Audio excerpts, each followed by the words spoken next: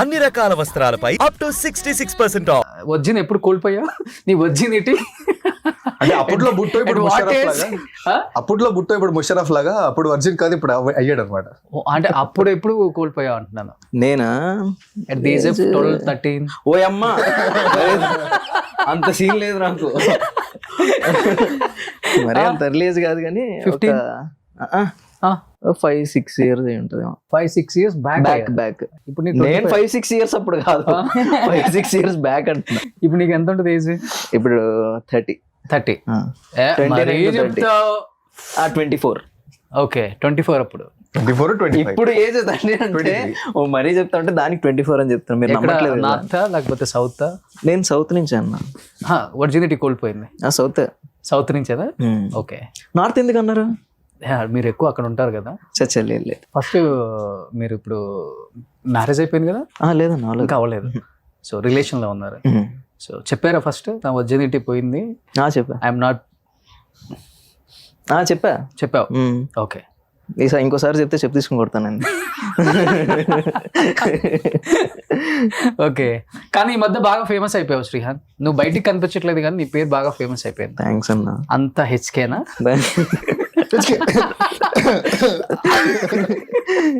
ఏముందిలే ఇంకా, అంత హెచ్కేనా? అంతే. కానీ ఎవరం కూడా కావాలని తప్పు చేయం. డెఫినెట్ గా ఈ ఫీల్డ్ కి వచ్చిన తర్వాత ఎవరికైనా బ్రాండ్స్ ప్రమోషన్స్ వస్తాయి అండ్ అన్ని రకాల ప్రమోషన్స్ వస్తుంటాయి కాబట్టి సో మనీ మేకింగ్ డెఫినెట్ గా ఎవరికైనా ఇంపార్టెంట్ అనుకుంటాం కాబట్టి కొన్ని తెలిసి చేస్తాం, కొన్ని తెలియక చేస్తాం.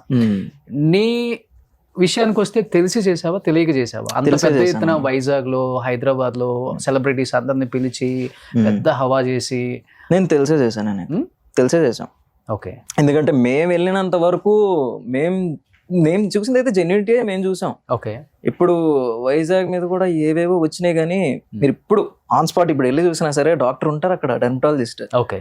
వాళ్ళకి శాలరీస్ పే చేసి డాక్టర్స్ ఉండగా లేరు అన్న ప్రచారం ఏమో మరి నాకు నచ్చలా. అది ఇదేంటంటారు, ఎదిగే చెట్టుకి ఎక్కువ రాళ్ళు అంటారు కదా, అలాగా. అంటే ఒక కాజ్ కోసం ఎవరైనా ఫైట్ చేయడం 100% కరెక్ట్ అన్న. ఎవరైనా సరే ఇప్పుడు ఫేక్ వీటి కోసం కానీ ఆ కాజ్ కోసం ఫైట్ చేయడం కరెక్ట్, కానీ దాన్ని పర్సనల్ గా ఏదో ఒక దాన్ని టార్గెట్ చేసి చేయడం ఎంతవరకు కరెక్ట్ అనేది నాకు తెలీదు. ఓకే. సో నువ్వు కూడా ఒక 10 కోట్లు ఇన్వెస్ట్ చేసావంట? 10 కోట్ల 20 కోట్లు 20 కోట్లు చేసావా? ఓకే. ఏడు నుంచి వస్తాయి అన్న 20 కోట్లు 10 కోట్లు. ఎవరికి నచ్చింది ఆడు చెప్పేస్తున్నాడు అంతే నోట్లో. ఎక్కడి నుంచి వస్తాయి 10 కోట్లు 20 కోట్లు? మరి ఏం ఎక్స్పెక్ట్ చేయకుండా ఎందుకు అంత పెద్ద ఎత్తున హెచ్కే? అసలు నీ సొంతదే అనుకున్నారు అందరు, ఫస్ట్ నీది సీరియదే అనుకున్నారు అంతా. మీరు చెప్పిన తర్వాతే తెలుస్తుంది నాకు. ఇప్పటి వరకు నాకైతే ఎవరు చెప్పలేదా? ఓకే. కొన్ని బాధ అనిపించిందా బయటకు వచ్చినప్పుడు హెచ్కే గురించి? ఇలా అనిపిస్తుంది కదా, ఆబ్వియస్ గా అనిపించింది. అంటే నిజంగా ఉందనుకోండి బాధ అనిపించదు, బట్ అన్ని కొన్ని జెన్యున్ గా జరుగుతున్నా కూడా ఇంకా దాన్ని పట్టుకొని ఇంకా వేకనే అది ఇది ప్రచారం చేసినప్పుడు కొంచెం బాధ అనిపించింది. ఓకే. సో అక్కడ ఏం లేదు, మీరు బ్రాండ్ అంబాసిడర్ అంతే కదా? అంతే. సో మీ ప్రమేయం అంతా ఏం లేదు? ఉంది. ఓకే. సో బయటకు వచ్చిన వాళ్ళు ప్రమోషన్ కోసం మీరు వచ్చుకుంటారు, కానీ లోపల డాక్టర్స్ అంతా వాళ్ళ వర్క్ వాళ్ళు చేసుకుంటారు. అది సర్టిఫైడ్ డాక్టర్స్ ఉన్నారు, ఎక్స్పీరియన్స్డ్ డాక్టర్స్ ఉన్నారు. నేతగా చెప్తున్నాను, మీరు ఆన్ స్పాట్ ఇప్పుడు పంపించాలంటే పంపించండి వైజాగ్కి. ఏంటంటే కాన్ఫిడెన్స్ గా చెప్తున్నాను అంటే నేను దగ్గర చూసానన్నా, లేకపోతే మేమెందుకు ఇది చేస్తాం చెప్పండి. ఓకే. సో దానివల్ల కొంచెం బయటికి రావడం మానేసావా? ఇప్పుడు ఈ సినిమా ప్రమోషన్స్ కి వచ్చినప్పుడు మళ్ళీ మేము ఎందుకు కూర్చోలే? ఇప్పుడు మేము ముందు వచ్చి కూర్చోలే. మొన్న టీజర్ సాంగ్ లాంచ్ బయటికి రాలే, ఓకే. దాని ముందు రీల్స్ చేయడానికి బయటికి రాలే. మాకెందుకు బాధ, నా పని నేను చేసుకుంటా పోతా ఉంటా. అంతేనా? అంతే. Super. Mitra, so virgin boys, so ఇదంతా మాట్లాడుతున్నప్పుడు టాపిక్ డైవర్ట్ అవుతూనే ఉంటది లేదు కామన్ గా. మీరు హ్యాపీ కదా? నేను ఇంకా ఐఎమ్ నాట్ హ్యాపీ, ఇంకా చాలా ఉంది. మీరు ఎక్కడో ఊరు వెళ్తున్నారు అనుకుంటా, వచ్చిన తర్వాత మాడదు. అదే వచ్చిన తర్వాత అంటే కూర్చుంటే నీకు 2 రోజులు పడుతుంది. పర్లేదు, పార్ట్ 1 పార్ట్ 2 2 తీయచ్చు. చేద్దాం. సో వర్జిన్ బాయ్స్ అనేది నిజంగా చెప్పాలంటే ఇప్పుడున్న యూత్కి కూడా అవేర్నెస్ అని కూడా చెప్పుకోవచ్చు.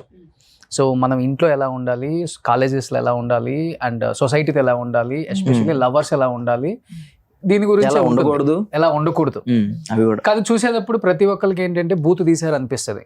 అలాంటి వాళ్ళకి మీరు ఇచ్చే మెసేజ్ ఏంటి అసలుకి? అమ్మాయిగా చెప్పండి మీరు. అంటే బేసికలీ ఒక అమ్మాయి లాగా నేను ఈ కాంటెంట్ ని చూస్తే నేను ఈ మధ్య జెన్జీ అనేది ఒక కాన్సెప్ట్ వచ్చింది, లేకపోతే ఒక రకరకాలుగా ఏంటి మైక్రో రిలేషన్, Millennials. ఇవన్నీ రిలేషన్షిప్స్ వచ్చాయి. మనకి ఇవన్నీ వినేటప్పటికీ కొత్తగా అనిపిస్తుంది, కానీ యాక్చువల్లీ అది ఆల్రెడీ సొసైటీలో ఏదో ఒక చోట నడుస్తుంది. ఓకే. సో ఇలాంటి విషయాల్ని నేను నా క్యారెక్టర్ ఆర్ నా పాయింట్ ఆఫ్ వ్యూ నుంచి చూస్తే నాకు అనిపిస్తుంది, అరే మనకి తెలియదు ఇవన్నీ కూడా ఉన్నాయా. ఇప్పుడు మనం ఒక విషయాన్ని ఒక పేరు పెట్టేసి దానికి ఒక ఆంచన వేసేసుకుని మాట్లాడుకుంటాము. Why can't you take it as an information? ఏదో ఒక రకంగా ఇంటిమేట్ ఇష్యూస్ కూడా important for society to know. ఇన్ఫర్మేషన్గా తీసుకోండి. దాన్ని ఆంచన వేసుకుని అరే ఇది వద్దు, ఇది తప్పు, ఇది మనం మాట్లాడుకోకుండా కూడా అది జరుగుతున్నాయి కదా.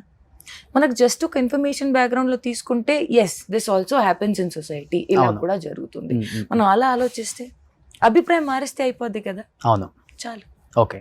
సో ప్రతి అమ్మాయికి థియేటర్లో ఏ మూవీ చూసేటప్పుడైనా లేకపోతే ఇంట్లో ఏదో ఒక సినిమా చూసినప్పుడు మన క్యారెక్టర్కి చాలా మ్యాచ్ అవుతుంది, చాలా ఎమోషనల్ అవుతాం, మన స్ట్రగ్లింగ్స్ మనకి గుర్తొస్తుంటాయి, మన బ్యాడ్ ఫేస్ మనకి గుర్తొస్తుంటుంది. అలా మీకు ఒక సినిమాలో జరిగినట్టు లేకపోతే నిజంగా మీ రియల్ లైఫ్లో ఇది నా జీవితంలో జరిగి ఉండకూడదు కదా, ఎందుకు ఇలా జరిగింది, నా లైఫ్కి ఇలా అయింది అని బాగా ఏడ్చిన సందర్భాలు అంటే ఏమని చెప్తా?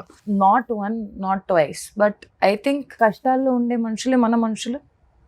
ఓకే, ఏడ్చిన సందర్భాలు 190 ఉంటాయి, కానీ దాని నుంచి మనకి బయటికి లాగిన మనుషులు మనం చూడాలి. చాలా మందికి మనం చేస్తాము, కానీ ఆ కష్టకాలంలో ఎవరైతే మనతో ఉంటారో those are the real people. That is what I felt is my real experience. Because పేరు పెట్టాలి, మాటలు చెప్పాలి, అభిప్రాయం పెట్టాలి, ఆంచనలు వేసుకోవాలి అంటే అది ఒక సమయంలో వస్తుంది. ఆ పరిస్థితిలో ఉన్నప్పుడు ఇవన్నీ 190 వస్తాయి. ఆవేశంలో మాటలు మనం చెప్పుకోకూడదు, మరీ ఎమోషనల్గా ఉండి స్టేట్మెంట్లు పాస్ చేయకూడదు, అన్ని విషయాలు తెలిసిందనుకో మనకి ఏం చెప్పాలన్న అవసరం ఉండదు. And end of the day తెలియకుండా ఉంటే ప్రాబ్లం ఏమిటి?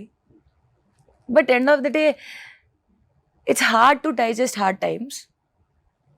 బాగా కష్టంగా ఉంటుంది ఆ పరిస్థితి మనం ఎదురిస్తే, కానీ ఆ పరిస్థితిలో కొంచెం అవగాహన ఉండి ఓకే బీ సైలెంట్, ఏం పర్లేదు, మనం దీని తర్వాత కూడా బతుకుతాము.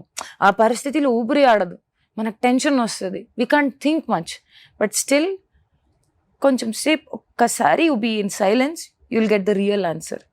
అండ్ ఆ పరిస్థితిలో చుట్టూ ఒకసారి చూడాలి, ఎవరున్నారు, వాళ్ళే నిజమైన మన మనుషులు. అది మనం గుర్తుపెట్టి వాళ్ళకి లైఫ్ లాంగ్ కృతజ్ఞతగా ఉండి ఇలాంటి మనుషులు మనతో లైఫ్ లాంగ్ జర్నీ చేసుకోవాలి అనేది మనం ఆలోచించాలి. ఎలా మీరు రియల్ లైఫ్లో స్ట్రాంగ్గా లేకపోతే చాలా ఎమోషనలా? I'm very strong. నేను ఆ విషయంలో చాలా కరెక్ట్గా చెప్పుకోగలను. నేను విన్నాను మిత్ర ఊరికే ఏడ్ చేస్తుంది, ప్రతిదానికి చాలా సెన్సిటివ్, ఏదన్నా కానీ తట్టుకోలేదు, తీసుకోలేదు, చాలా ఎమోషనల్ అని విన్నాను నేను. అంటే ఎమోషన్ అంటే మనం ప్రతి మనిషి దగ్గర ఎమోషన్స్ ని చూపించము. ఓకే, మనము ఎవరి దగ్గర అయితే మిత్ర ఎందుకు ఏడుస్తుంది, ఊరికే ఏడ్ చేస్తుందా లేకపోతే ఏదో పెద్ద ఉంటేనే కాదు. ఐ థింక్ నేను మన అనుకునే వాళ్ళ దగ్గరే నాకు నేను వ్యక్తిస్తాను అంతే. వాళ్ళే వచ్చేసి ఒకవేళ ఏదైనా చెప్తే నేను ఐఎమ్ నాట్ రెస్పాన్సిబుల్. నా ముందైతే వాళ్ళు మన అనుకునే నేను చేశాను తప్ప వాళ్ళు అవుట్ సైడ్కి వెళ్ళేసి if they are not my people and they behave like that, what can I do?